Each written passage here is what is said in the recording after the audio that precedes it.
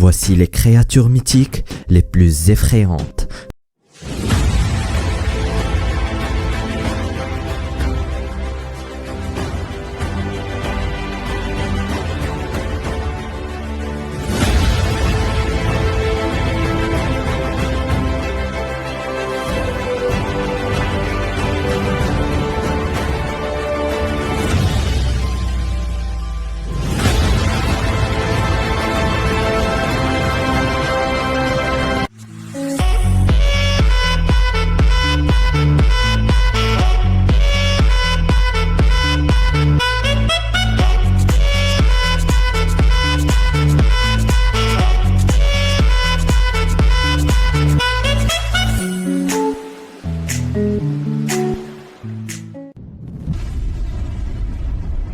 Commençons tout de suite par le numéro 9, la tête volante.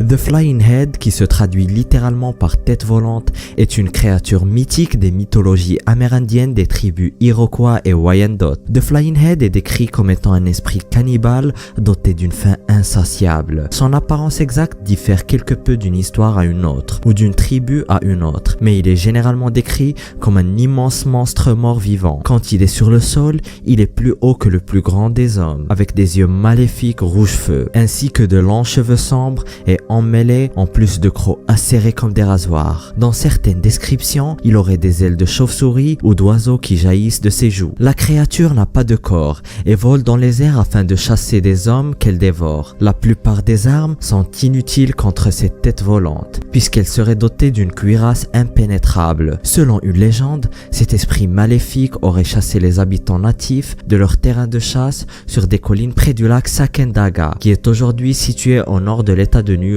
La tête volante aurait chassé plusieurs tribus de ces terres pendant des années. Un jour, un villageois aurait aperçu la bête monstrueuse survoler la forêt. Il se serait alors précipité afin d'aller prévenir les villageois pour qu'ils s'échappent. Tout le monde fuit, à l'exception d'une mère qui a dû rester avec son enfant. Elle aurait alors fait un énorme feu. La tête volante apparut alors derrière la dame, mais la femme a prétendu ne pas la remarquer et a commencé à faire semblant de manger les braises du feu avec un bout de bois fourchu. Le monstre a alors eu faim et a dévoré toutes les braises et le charbon du feu en une seule bouchée. Il aurait alors crié de douleur et s'est envolé dans le ciel noir de la nuit. Personne ne sait vraiment quelle tribu a raconté en premier cette légende, mais la colline qui a jadis appartenu à cette tribu oubliée serait à la fois sacrée et maudite. D'ailleurs, 3 différents hôtels ont été construits à cet endroit et les 3 connurent des incendies mystérieux.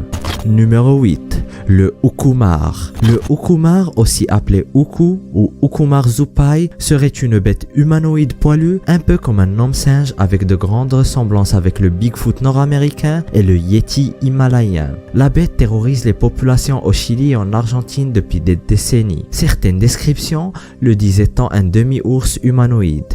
Il ferait entre 1,50 m et 2,10 m de hauteur et serait couvert d'une fourrure dense avec des membres inférieurs très imposants, de petits yeux verts et des dents acérées. Le Uku serait un peu comme un homme des cavernes avec de grandes mains, de grands pieds ainsi qu'une barbe touffue. Selon l'historien Carlos Jesus Maita, le Ukumar aurait commencé sa vie comme enfant non désiré qui a été abandonné dans les montagnes. Il aurait grandi avec l'aide de Lucifer et serait devenu la bête poilue qu'on connaît aujourd'hui. Des fois, il retournerait à la ferme de son père où il serait né et volerait des animaux afin de les manger crus. Le Ukumar tuerait sans hésitation, en prenant ses victimes au dépourvu la nuit. Il kidnapperait même les femmes et les enfants qu'il forcerait alors à devenir sa famille. Les habitants d'une ville nommée Tolor Grande ont informé des journalistes qu'ils entendaient chaque nuit des séries de cris effrayants venant des montagnes avoisinantes nommées Kurukuru. Un géologue aurait même trouvé des traces de pieds presque humains sur le côté argentin des montagnes de la cordillère des Andes à une altitude de 4900 mètres. Les empreintes faisaient près de 43 cm de long. Un an plus tard,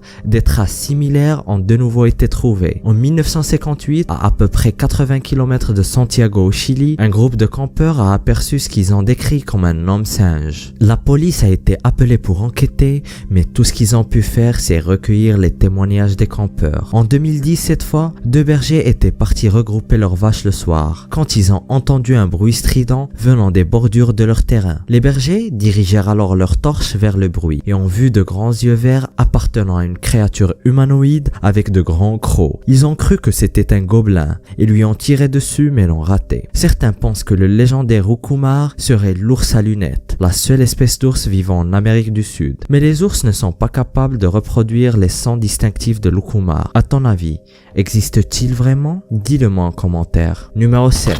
Le Akamanto. Le Akamanto, qui veut littéralement dire le manteau rouge, est une légende urbaine japonaise sur un esprit masqué qui porterait un long manteau rouge et qui entrait les toilettes publiques, spécialement dans les établissements scolaires. L'esprit aurait une préférence pour la dernière cabine de toilette et préférait les toilettes rarement utilisées. Déjà qu'utiliser les toilettes de l'école est assez traumatisant, il fallait rajouter un esprit maléfique. Selon plusieurs versions, la légende a commencé dans une école à Tokyo qui avait des WC hantés près d'un gymnase. Tout le monde évitait ces WC comme la peste, mais un soir, un étudiant était vraiment pressé et ne pouvait donc pas traverser toute l'école et a décidé de se soulager dans les toilettes isolées et désertes près du gymnase. Une fois dans les toilettes, il remarque qu'il n'y a pas de papier. C'est là où il entend une voix lui posant une question, puisque le Akamanto pose toujours une question avant de sévir. La question est généralement: veux-tu du papier bleu ou rouge? Des fois, la question ne concerne pas le papier. Certaines fois, il demande si la personne veut une cape rouge ou une cape bleue. Mais à ce point,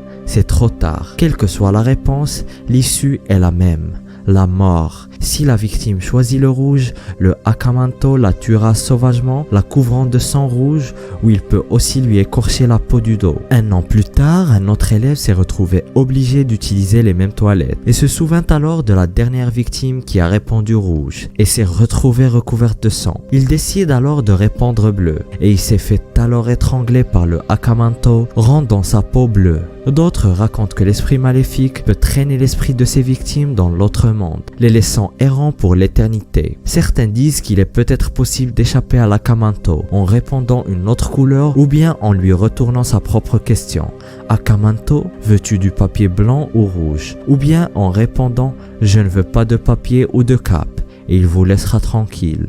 Peut-être. Numéro 6. Le Wendigo. Le Wendigo est une créature surnaturelle, maléfique et mangeuse d'hommes, issue de la mythologie des Premières Nations amérindiennes du Canada qui s'est étendue dans tout le folklore d'Amérique du Nord. Connu comme étant le mangeur de chair de la forêt, son apparence physique varie d'une tribu à une autre, mais le Wendigo est généralement décrit comme ayant quelques caractéristiques communes avec les humains, mais il aurait des os saillants et apparents sur sa peau. Il est aussi décrit comme un mort-vivant tout juste sorti de la tombe, avec une forte odeur de putréfaction et de décomposition, l'odeur de la mort. Le Wendigo serait peut-être un homme qui aurait été possédé par un esprit maléfique et se serait transformé. La créature est associée à une avidité insatiable ainsi que des actes horrifiants, comme des meurtres ou du cannibalisme. Il serait capable de surveiller et de suivre ses victimes pendant de longues distances. Il les piégerait ensuite en faisant des bruits ou en prétendant être un humain en détresse. La bête ne serait jamais rassasiée et pourrait manger sans faim, même si elle est incroyablement mince. Quand elle mange, son corps s'étendrait à volonté pour accueillir les victimes. Selon les légendes, les hommes qui se tournent vers le cannibalisme pour survivre se transformeraient en Wendigo. Dans les contrées au nord du continent américain, les conditions rudes mettaient souvent les Amérindiens dans des situations de survie extrême, et la peur de devenir un Wendigo renforçait les liens et la coopération entre les hommes. Certaines légendes avancent qu'à l'intérieur du Wendigo existerait toujours l'humain qui a vécu un jour, mais il ne pourrait échapper à ses tourments. La seule issue est de tuer le Wendigo, et le seul moyen d'y arriver d'ailleurs est d'utiliser une lame d'argent pure ou des balles d'argent pur et de frapper droit dans le cœur. Il faut ensuite réduire le cœur de la bête en petits morceaux, le mettant dans une boîte et l'enterrer. Une autre histoire raconte que le Wendigo était un guerrier qui a conclu un pacte avec le diable pour sauver sa tribu. Il aurait offert son âme au diable qui l'aurait transformé en bête sanguinaire. Quand la paix retourna, le guerrier fut banni, l'obligeant à vivre dans la nature, devenant encore plus sauvage et sanguinaire. Le Wendigo a même inspiré la dénomination d'un trouble psychiatrique, appelé la psychose du Wendigo. Ce trouble se caractérise par une envie insatiable de consommer de la chair humaine. Même si des aliments sont sont disponibles. Ce trouble s'accompagne généralement d'un comportement violent et associable. Au 19e et 20e siècle, quelques commerçants et même des chamans ont été atteints du trouble du Wendigo, commençant à vouloir consommer de la chair humaine, tuant même des membres de leur propre famille et les mangeant même si les denrées alimentaires étaient assez abondantes. La seule explication est peut-être détenue par le Wendigo.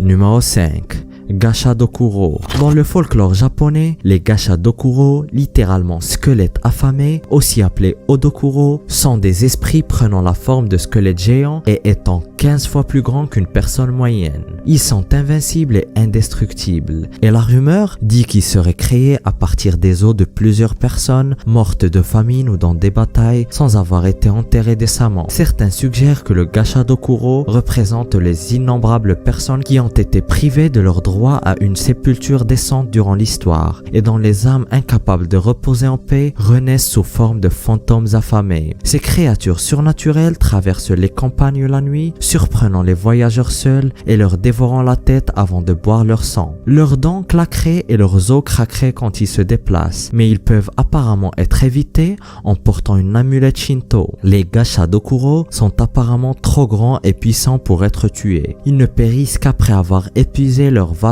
réservoir d'énergie et de colère. Les Gacha Dokuro seraient beaucoup moins nombreux de nos jours, puisque les guerres et les famines ne sont plus si répandues dans le Japon moderne, et la quasi-totalité des gens ont droit à des sépultures décentes et respectueuses. Numéro 4. Le Toyol. Un Toyol ou un Tuyul est un enfant mort-vivant du folklore du sud-est de l'Asie. Il apparaît dans des histoires en Indonésie, au Brunei, Malaisie, Thaïlande et même Singapour. Il aurait plusieurs noms qui varient entre les régions et est similaire au Tiyanaka de la mythologie philippine. Son apparence est souvent décrite comme une sorte de gobelin ressemblant à un enfant, avec une peau tantôt verte, tantôt grise, avec des yeux brumeux et des oreilles pointues. Les magiciens seraient capables d'invoquer le Toyol en utilisant de la magie noire et les utiliseraient pour des fins maléfiques.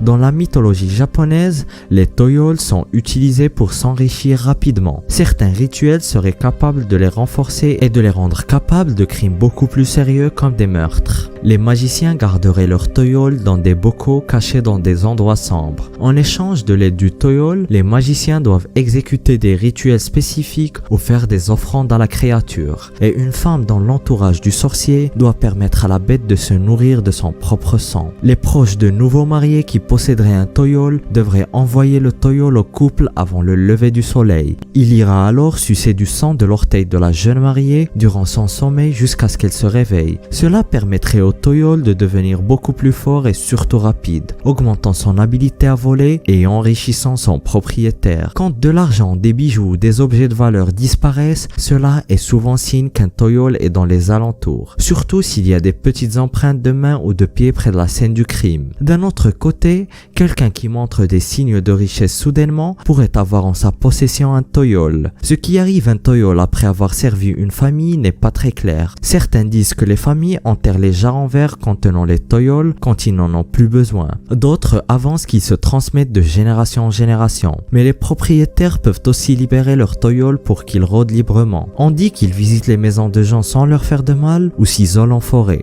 Numéro 3. Le Hadze. Un Hadze est un vampire capable de se métamorphoser dans le folklore des tribus Ewe d'Afrique qui résident entre le Togo et le Ghana. Dans la nature, ils prennent la forme du luciole qui se transformerait en humain vampire quand quelqu'un l'attrape. Sous sa forme de luciole, un Hadze se faufile à travers les portes et les fenêtres de nuit et suce le sang des gens pendant leur sommeil, les infectant ainsi d'une maladie mortelle. Il préfère généralement les victimes plus jeunes, spécialement les enfants et les bébés. Quand ils sont sous leur forme humaine, les Hadze ont la capacité de posséder les gens et les transformer en sorciers et sorcières, qui sont appelés Abasom. Les victimes possédées se mettent alors à essayer d'influencer de façon négative les gens de leur entourage, plus spécialement la famille de la victime. Il y aurait certains signes prouvant qu'un Hadze a possédé ou va posséder quelqu'un. Les femmes qui ont des frères sont considérées comme étant un risque selon les Ewe, spécialement si les enfants des frères réussissent mieux que les siens, mais aussi quand de jeunes personnes issues d'une même famille se mettent à décéder mais les plus âgés restent en vie. Cela voudrait dire qu'un Hadze aurait pris contrôle d'une personne âgée. Les gens défavorisés qui envient les riches seraient aussi des victimes privilégiées des Hadze. Il n'y aurait aucun moyen de se débarrasser d'un Hadze quand il prend la forme du luciole, mais s'il est capturé,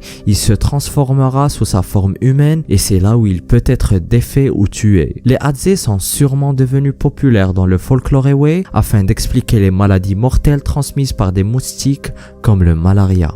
Numéro 2.